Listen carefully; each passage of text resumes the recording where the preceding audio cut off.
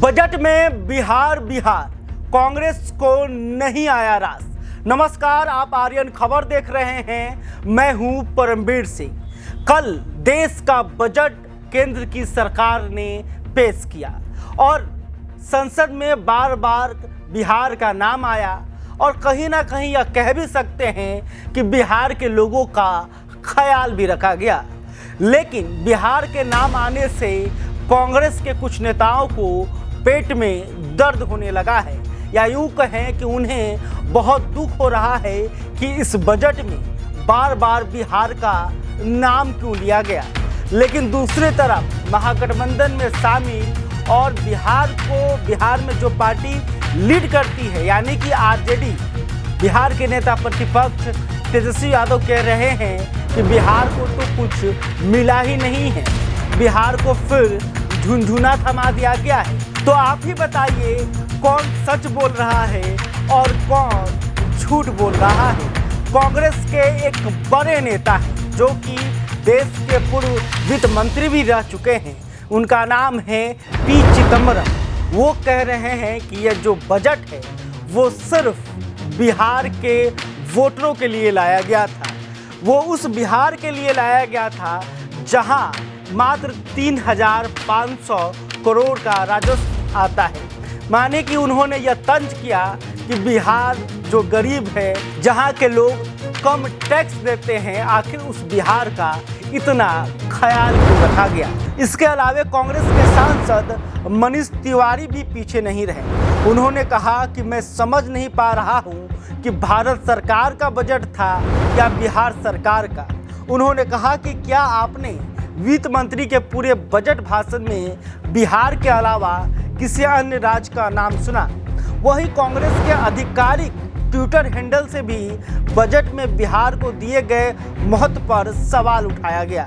Party ने कहा कि बजट में बिहार को बहुत तरहीज दी गई है। इसके साथ ही कुछ पत्रकार वित्त मंत्री पर तंज कसने से नहीं चुके। उन्होंने कहा कि लगता है कि केंद्र का समर्थन करने वाले प्रमुख सहयोगी के शासन में होना फायदेमंद है। बता दें कि इस बजट में बिहार के लिए हवाई अड्डों, मखाना और खनिज संसाधनों जैसे क्षेत्र में विशेष योजनाओं की घोषणा की गई है। जबकि विपक्ष का आरोप है कि यह बजट बिहार में होने वाले चुनावों को ध्यान में रखकर तैयार किया गया है। लेकिन इसके अलावा भी कई सवाल है। सवाल यह है कि देखिए, बिहार में कहीं ना कहीं वो तमाम पार्टियां जो है सत्ता में रह चुकी है, चाहे वो कांग्रेस हो, चाहे वो आरजेडी हो, चाहे वो बीजेपी हो, चाहे वो जदयू है। बीजेपी और कांग्रेस भी केंद्र की सरकार में रह चुकी है। लेकिन तमाम पार्टियों से सवाल है कि आखिर पिछले 75 सालों में बिहार के लिए आपने क्या किया। क्योंकि बिहार की जो स्थिति है वो किसी से छिपी हुई नहीं है। बिहार आज भी देश का सबसे गरीब राज्य है। यहाँ के लोग जो है चौतरफा आपदा से घिरे हुए रहते हैं। एक तरफ बाढ़ की समस्या होती है तो दूसरी तरफ सुखाड़ की समस्या होती है। बिहार में रोजगार का एक बड़ा मुद्दा है, लोग पलायन करने को मजबूर हैं। तो ऐसे में अगर पिछले 2 बजट में बिहार का ख्याल रखा जा रहा है, बिहार की चर्चा हो रही है, तो आखिर इन पार्टी के नेताओं को दिक्कत क्यों हो रहा है।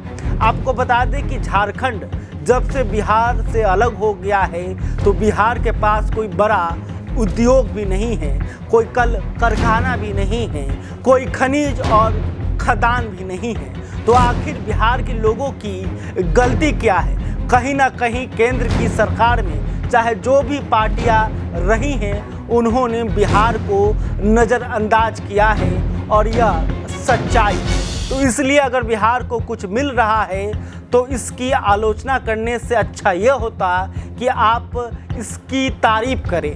क्योंकि बिहार में 2025 में ही विधानसभा का चुनाव होने वाला है और इसी कांग्रेस के नेताओं को बिहारियों के पास जाकर वोट भी मांगना पड़ेगा। तब आखिर वो किस मुंह से वोट मांगेंगे जब बिहार को अगर कुछ मिल रहा था तब इन्हें दिक्कत हो रही थी। खैर, अभी तक आपने हमारे चैनल को सब्सक्राइब नहीं, तुरंत कर लें इस खबर को लेकर आप क्या सोचते हैं कमेंट करके बता सकते हैं। वीडियो फेसबुक पर देख रहे हैं तो हमारे पेज को भी लाइक कर लें। बहुत बहुत धन्यवाद।